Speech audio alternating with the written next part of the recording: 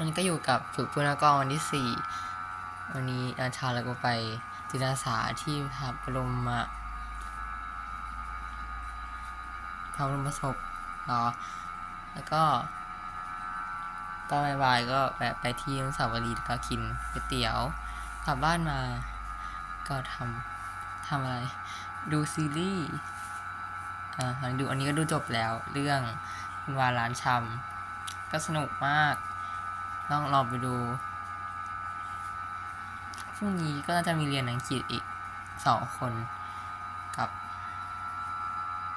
นั่นแหละวันที่3ก็จะไปอบรมจะไม่ได้วันนี้พูดเรื่องเลยก็วันนี้วันที่1วันหวยออกก็เกือบจะถูกแต่ไม่ถูกออก111แต่มีไม่ซื้อวันที่ดีมากเป็นวันเริ่มต้นเดือนที่ค่อนข้างจะดี